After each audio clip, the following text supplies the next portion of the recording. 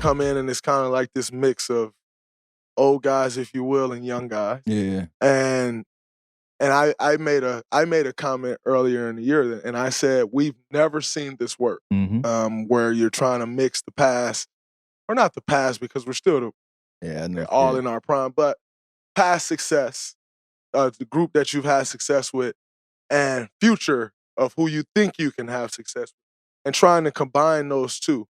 Historically we had never seen that work, and I said that in the press conference. Now, what takes the cake is me saying historically we've never seen that work.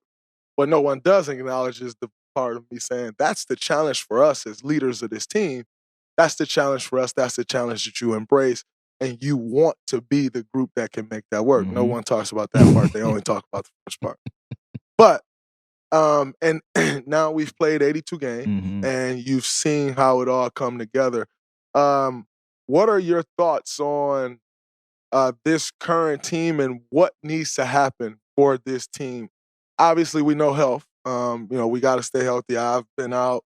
Klay missed the first half of the season.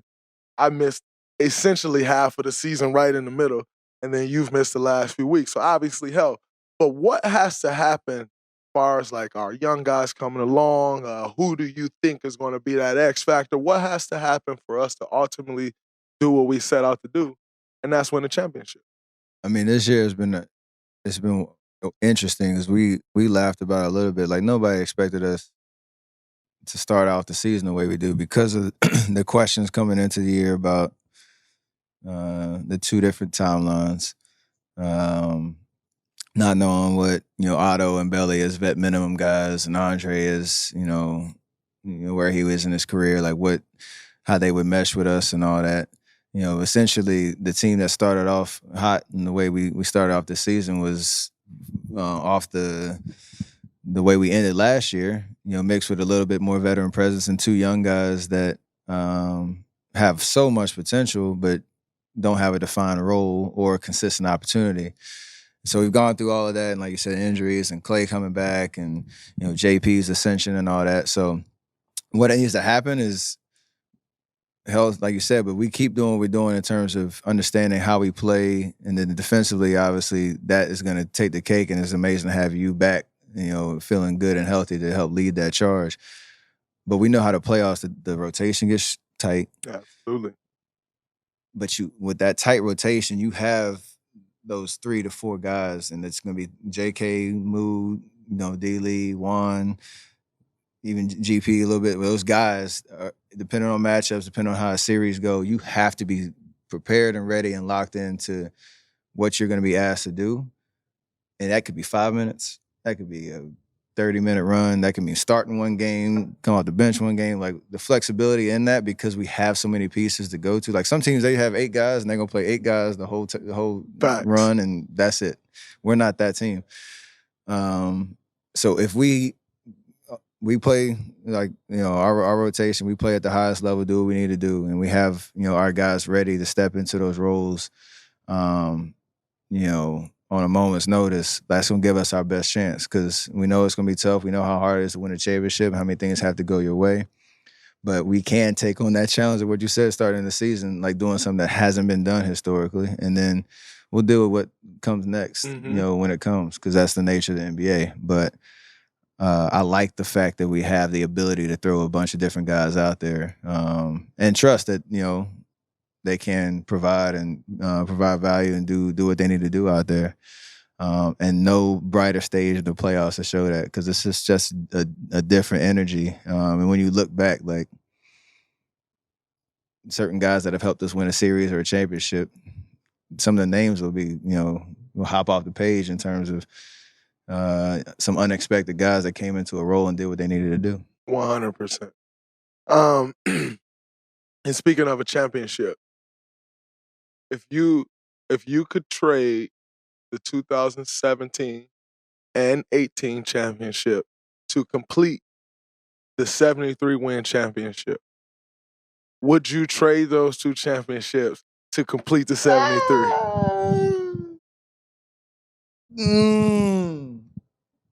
So let me get the resume right. So we'd have 2 chips and a damn near perfect season.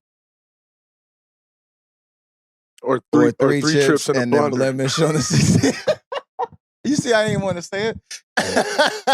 You see, I blacked out as soon as I had to even acknowledge it. 60. Oh man, I don't even know how to answer that question. I would say no, but I think for the rest of our life, I'll still be able to just laugh at 16, which is fine. It's fine. There's always gonna be that just like awkward, like acknowledgement of an amazing regular season and in the finals run. But yeah, I say no. But get you a Steph Curry in your life. I'm glad I don't take myself too seriously. Get you a Steph Curry in your life. That was hard. You don't have you a Steph Curry in your life. Get you a Steph Curry. Because if he said yes, this interview was over. My heart was broken. Get you a Steph Curry. Because he mean yes. Get you a Steph. No, I think, honestly,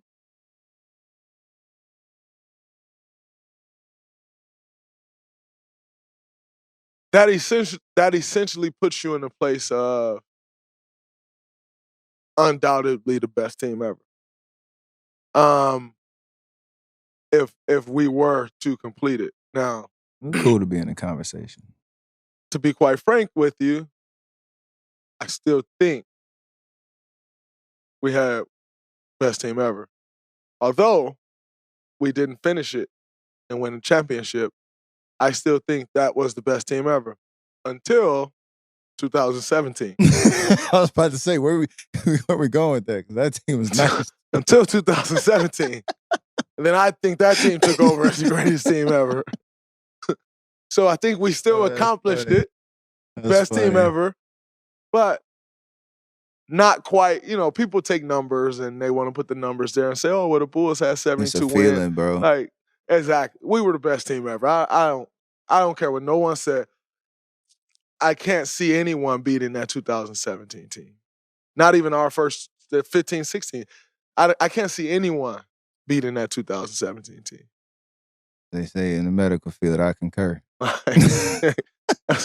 Hands down, that's it. The best team ever. Speaking of playoffs, Lakers had a rough year, as we all know. No surprise there. But LeBron says the other day, last week or something, whenever it was, that he has one guy in the NBA right now that a current NBA player that he wants to play with. That player happens to be you. And I know I saw the other day where you said, you laughed about it and you was like, oh, I'm good. But like, take me deeper into that. Number one, I mean, you're on that level, but like LeBron is up there in the GOAT conversation. So for him, straight up, for him to come out and say, like, no, I want to play with Steph Curry, regardless of how the world may feel about that or how anyone may feel, in my opinion, that is like, that's one, number one, that's one of the ultimate signs of respect. That has to feel good. But then number two, like, don't give me the laugh, I'm good. Like, take me deeper into what you were really thinking when you first heard that. But so what you just said is definitely, and like we talk about all the time with Bron, especially knowing our history and the finals runs and all that and playing against him. There is no denying like his greatness in terms of what he can do on the court. And like sometimes you're in, even when you're playing against him, you're in awe because it's like the way he can control the tempo of the game, the way he can dominate scoring, passing, just his overall just presence and his IQ, like all that stuff. Like we all talk about it. And you have to appreciate your competition if you want to beat him because there's got to be that, as coach would call it, the appropriate fear. Absolutely. But like you said, in terms of like him picking out one player that he would want besides his son that he would want to play with, and my name comes up, it is definitely, it's surreal because I'll never be so far removed from the time like I was in Detroit playing in the Sweet 16 game, and this dude was maybe in his 4th or 5th year in the league, and he's coming to my game like supporting and cheering and doing all that stuff, even at the place he was at in his career as, the future superstar and like you said, Hall of Famer, potentially greatest of all time. Like the fact that we're 13 years removed and he's saying that is still crazy. I had I don't know how many people knew this. He gave me a jersey when I was in high school. When I was in college, at Davidson, and I still have it on the wall at my parents' house back in Charlotte. Wow. And he wrote it like to the king of basketball in North Carolina and signed it and all that. So like I'll never be too far removed from like where I came from in terms of this journey. So that's dope, and that's the surreal part. The other quick part is like, okay, if you take a fantasy draft and you're like building a team out and you got what Bron can do and the way that I can shoot the ball, like obviously there's like a curiosity, like what would that look like?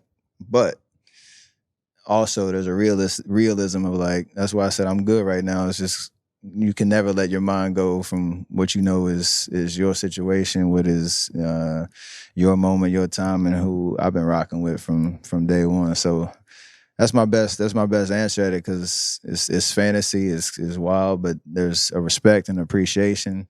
There's a surrealness because of where I came from and how we first interacted back when I was in college. But if this was 2K, that'd be pretty lethal. I appreciate that answer though, because the reality is one thing that pisses me off in this entire realm of NBA players, which is, let's face it, dominated by African Americans, is how they try to pit us against each other. You know, it's like everything him against him, compared, like how is he compared to this guy? Oh, they just did that to I was walking up here and I was on TV on one of the talking head shows, and it was like, who has more pressure, Kyrie or KD? I said, what? What? Like, now they walk in the locker room. That's 15 minutes on TV? Like, we talk about that? Exactly. Before the playing game even started? I think it's ridiculous how they try to, like, and so when LeBron comes out and say, like, I want to play with Steph Curry, and the reality is all the talking heads and all of these people, they want to try to find a way to make that controversial. Right. And that's not a controversial statement at all. That is saying I admire someone with my knowledge of the game, because LeBron has some of the highest knowledge when it comes to basketball.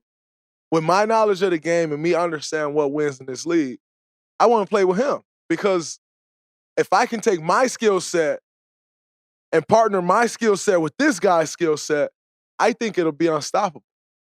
But it goes way further than that when it comes to us. You know, it doesn't go way further than that when you're dealing in all other realms of business.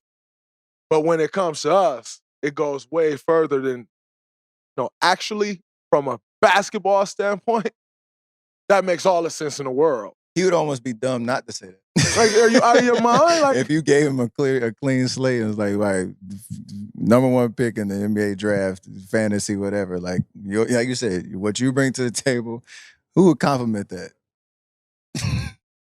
Hello, like, makes all the sense in the world. That's a great point, though. So, I mean, and I've kind of been going on this thing lately of like just the disrespect amongst us, and how, like, I actually spoke about it.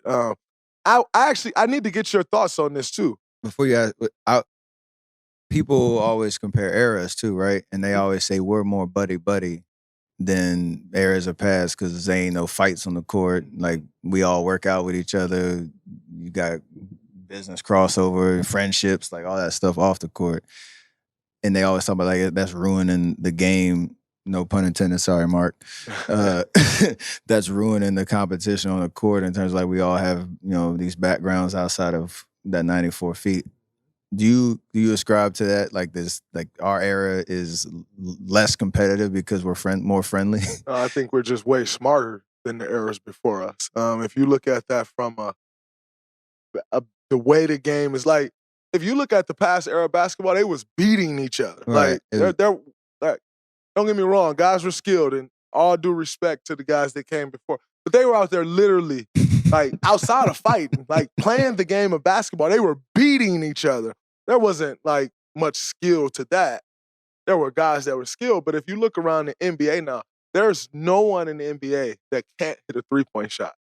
Now, whether they shoot a bunch of them or not, but there's no one in the NBA today that can't hit a three-point shot. when you look at the level of the skill that we have today, it's totally different from the league when it was, or from what the league used to be.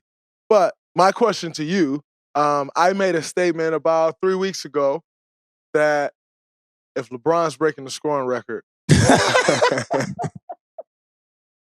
you playing 81 games next year. I'm not going to the game. I'm going to see LeBron break the scoring record. Now, I want to ask you as a teammate, and I have not asked Steph this at all. We, again, Why I laugh. We have not discussed it at all, so y'all can get the same answer I get. I actually didn't think anything of it. Mm-hmm. I didn't think anything of it until we're in Memphis last week on the day of that game. And Bob calls me earlier in the day, and we're just talking. And he's like, hey, so help me understand. When you say something like that, or when you say that in particular, like, do you just not care what people think? Do you not care what your teammates think? And he laid out all these other things that it possibly could be. Right. And I said, Bob, I'm sorry, but if people in the world are dumb enough to believe that I'm going to miss my job to go watch someone else do theirs and feed their family, and this is how I feed my family, which means if I miss my job to go watch him feed his family, I could possibly lose how I feed mine. If someone's that dumb, Bob, to think, wow, he's actually going to miss his game, if someone's that dumb, that's not my fault. Like, that's not my problem. I want to know what you think when you see me make that statement. So, one, I knew if that situation happened next year, there's no way in hell you would walk to me, Klay, Andre, Coach Curry, and be like, yo, I'm doing this. So that's why I didn't hit you about it. I knew it was a way of expressing how amazing that accomplishment and feat was and your respect for Bron. Two, I understand one piece of what Bob is saying in terms of if it's somebody within your family that might be, and your family is all different contexts, and the family of our team, if somebody is gonna have to directly answer to that for whatever reason, like there's a certain level of respect of, hey, you know what I meant by that or whatever. Like, no, that could be a quick conversation, cool. But it's also an unfortunate piece of lumping it into every other soundbite that comes out of your mouth, like, which be polarizing. We all know who you are, and like that piece,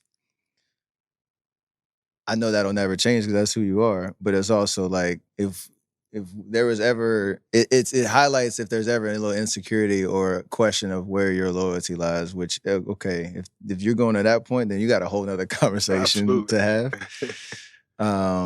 And if, like, cool, we're going to have that conversation. But I that's the one thing I get is, like, if it's somebody within your family that you know, whatever you say, even if you still mean what you say and you're not going to step off of it and you kind of don't regret how it came out, if they're going to have to answer to it, yeah, you have to take another step to, say your part. But I didn't hit you because I knew there was no way in hell game 67 next year, LeBron is 27 points away. It might be 2 games because he might shit the bed one game. I'll be out, pull a Dennis Rodman right quick. I'm gonna see y'all. I'm gonna see y'all when I see. Getting back to the $44 million deal, you signed the 44, and I think what most people don't understand is at that time that was the going rate. You signed that deal, Ty Lawson signed that deal, and give or take $2, $3, $4 million each way. DeMar DeRozan signed the same deal. Drew Holiday signed the same deal. I think I said Ty Lawson already. Brandon Jennings signed the same. Like, everyone was kind of signing that same deal. Now, a year later, it was the worst deal in pro sports history. 1 year later was the absolute worst deal in professional sports.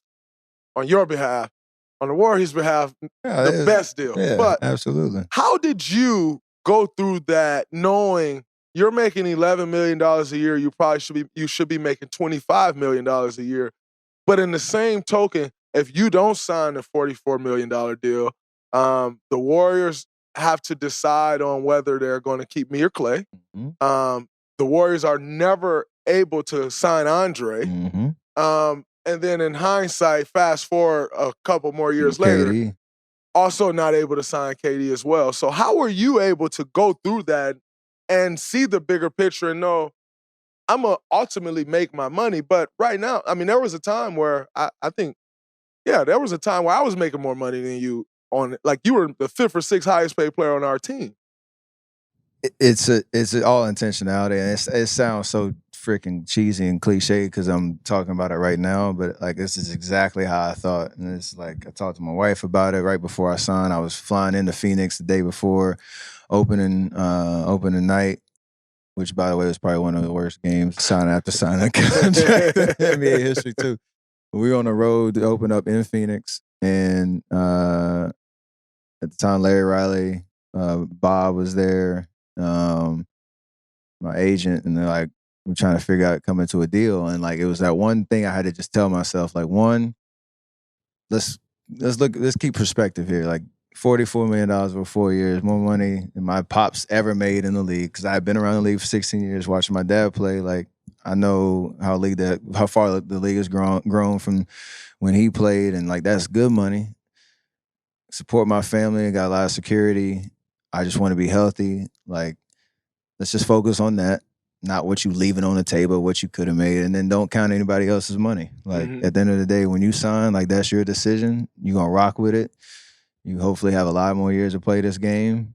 And I try to set that foundation for my mindset right then and there, and never negotiate with myself afterwards. Never like second guess. Never come back to that moment like, oh, I shoulda, coulda, woulda, because that's not how life works.